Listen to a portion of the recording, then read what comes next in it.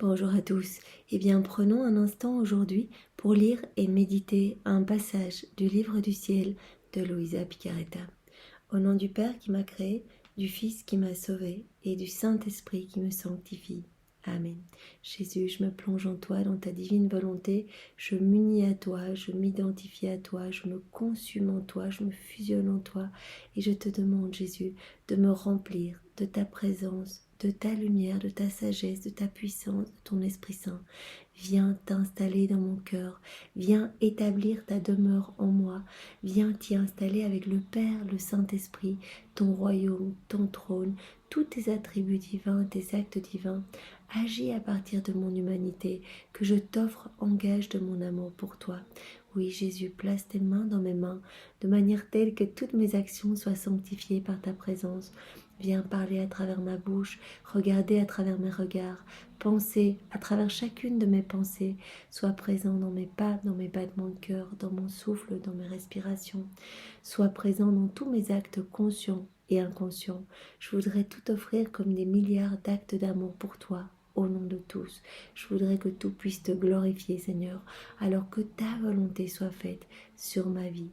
Merci, Seigneur. Je veux vraiment me parer de tous les attributs de ta passion, placer sur ma tête ta couronne d'épines, dans mes yeux tes larmes, dans ma bouche ton fiel, le fiel, le vinaigre que tu as reçu.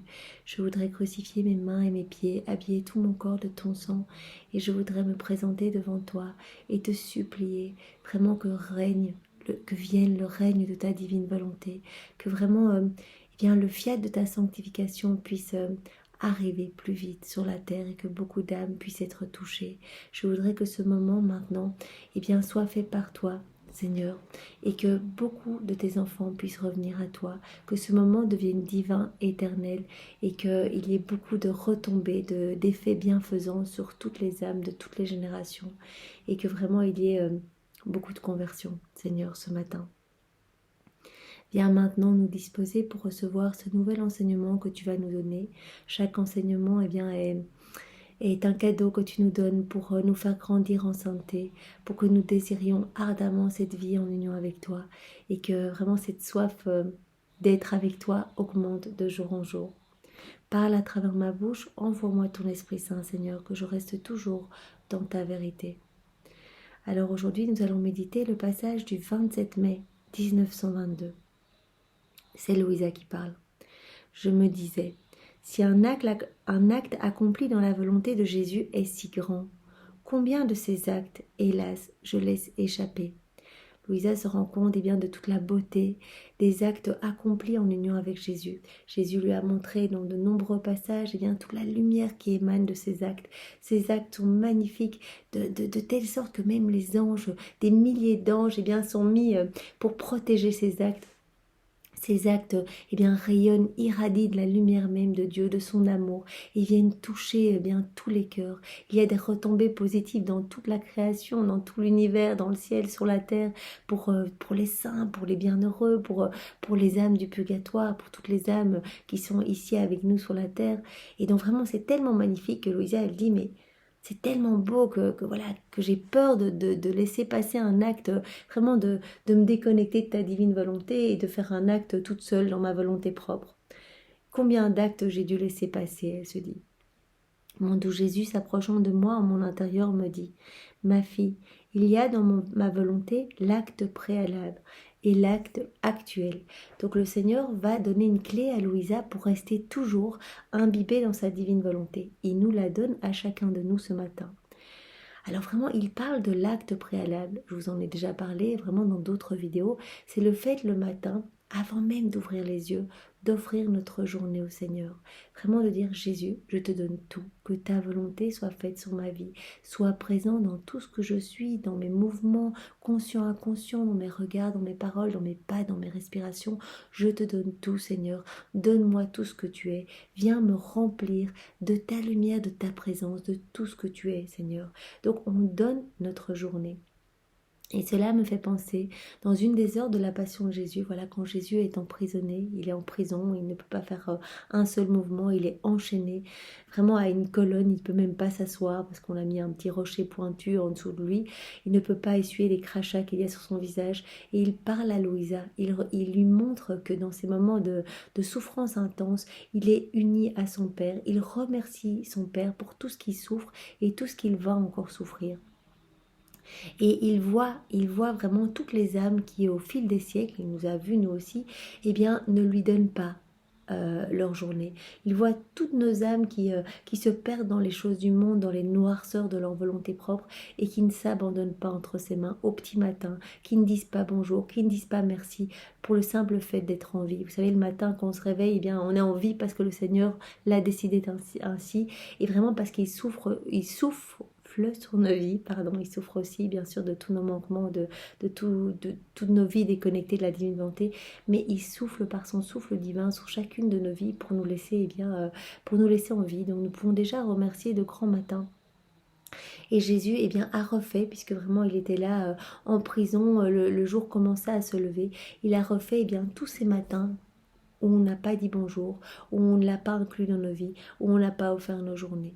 Et vraiment, il a dit, mais c'est une souffrance inouïe pour moi de voir que mes enfants ne pensent pas à moi de grand matin, mais tout au long de leur journée, le soir, elles ne me confient pas leur nuit, etc. Donc, vraiment, pensons-y le matin, faisons notre acte préalable et offrons notre journée à notre Seigneur Jésus. L'acte préalable se produit lorsque l'âme, au début du jour, fixe sa volonté sur la mienne, confirme qu'elle veut vivre et opérer dans ma volonté uniquement. Donc le Seigneur sont nos intentions. Et vraiment, quand tous les matins, on lui dit « Jésus, on veut vivre dans ta divine volonté, on veut s'unir à toi », eh bien déjà, il est touché par vraiment cette constance. Voilà, on lui offre nos vies de grand matin tous les jours. Et cela marque vraiment notre désir de vivre en union avec lui et de le laisser vivre en nous. Par cet acte, elle anticipe tous ces actes et les dépose dans ma volonté. Donc on prend déjà de grand matin tout ce qu'on va faire pendant la journée et on le dépose dans l'acte unique et éternel de Dieu pour vraiment nous laisser façonner, que ce soit lui qui vienne tout faire en nous. Par ce consentement préalable, donc on donne l'autorisation à Jésus le matin d'agir en nous. Le soleil de ma volonté se lève et ma vie est reproduite dans tous les actes de l'âme qui s'abandonne et qui m'offre sa journée. Comme dans un seul acte actuel. Donc, il va reprendre toute notre journée, il va directement la plonger vraiment en lui, dans son acte unique et éternel, pour déjà la magnifier par sa présence. Il va mettre sa touche divine dans toutes nos actions. Toutefois, l'acte préalable peut être obscurci par certaines dispositions humaines. Voilà, pendant la journée, il est évident que voilà, on va retomber dans nos volontés propres, on va chuter, voilà, on va faire des choses mauvaises, déconnectées de la divine volonté. Et donc en fait, tout cet acte préalable va être obscurci. C'est comme si voilà, on voilait tous ces rayons de lumière que le Seigneur veut nous donner, on les voilait en retombant dans nos volontés propres. Voilà, par des dispositions purement humaines, tout ce qui résulte vraiment de nous, de notre orgueil, voilà, par notre volonté propre, l'estime qu'on a de nous-mêmes, nos faiblesses, nos négligences, nos chutes, etc. Toutes ces choses sont comme des nuages se plaçant devant le soleil et qui rendent sa lumière moins brillante. Voyez ? Donc on demande le matin, on donne notre autorisation par cette prière préalable. Donc vraiment il y a tous les rayons de lumière qui viennent déjà disposer notre journée, nous unir vraiment, unir notre âme à celle de Jésus, notre volonté à celle de Jésus. Mais à chaque fois qu'on rechute pendant la journée, qu'on retombe dans nos volontés propres, on vient obscurcir toute cette belle lumière. C'est comme si on venait mettre un voile vraiment devant et donc on reçoit moins, cette lumière est moins brillante. C'est pour ça que le Seigneur nous dit, en plus de cette prière préalable, de cet acte préalable que tu vas faire au début de la journée, appelle-moi pendant la journée. Quand tu te rends compte que tu as chuté, reviens à moi, demande-moi pardon, remercie-moi pour ma miséricorde et continue ton chemin avec moi. Viens t'unir à moi dans toutes tes petites actions, voilà, quand tu vas manger, quand tu vas boire, quand tu vas regarder, quand tu vas marcher. Vraiment, plonge-toi en moi et unis cette action que tu vas faire aux actions que j'ai faites lors de mon passage sur la terre pour que tes actions portent les fruits de mes actions. Vraiment qu'il y ait cette volonté divine en toi, qu'il y ait cette vie divine opérante, agissante en toi. Donc vraiment, les actes actuels, c'est-à-dire appeler Jésus dans toutes nos actions, c'est très important et ça vient vraiment compléter l'acte préalable que l'on doit faire au début de la journée. L'acte actuel, donc quant à lui, n'est pas sujet aux interférences des nuages, puisqu'on va réappeler Jésus dans chacune de nos actions, et bien à chaque fois, voilà, c'est comme si on chassait les nuages et que vraiment on pouvait bénéficier de toute cette lumière irradiante qui va venir vraiment se déverser à travers nos corps, et bien dans toutes les âmes de tous nos frères et sœurs, passés, présents et futurs. Donc vraiment ces actes actuels, donc l'acte actuel a la vertu de disperser tous les nuages. Il fait lever d'autres soleils dans lesquels ma vie est reproduite avec une lumière et une chaleur encore plus intenses pour former autant de nouveaux soleils. Nous savons, à chaque fois que nous nous unissons à Jésus, à chaque fois que vraiment nous faisons des actes dans sa divine volonté, il vient prononcer la parole de la consécration sur notre cœur. Nous devenons vraiment une véritable hostie. Chaque acte devient nourriture pour Jésus. Il va pouvoir se nourrir de tous ces mets délicieux, de toutes ces hosties. Donc vraiment, lui qui est affamé du salut de nos âmes, affamé de notre amour, cela vraiment lui donne un reflux d'amour, vraiment dans tout cet amour qui est distribué dans les âmes. On vient alimenter Jésus de son propre amour, on donne Dieu à Dieu, on vient l'abreuver également, lui qui est assoiffé de pouvoir venir en nous, de pouvoir s'unir à nous. On lui permet de faire cela, vraiment, de l'accueillir dans nos cœurs et on le laisse libre d'agir. Il a un réconfort, une consolation. C'est comme si on venait vraiment mettre des petits baumes consolateurs sur chacune de ses plaies.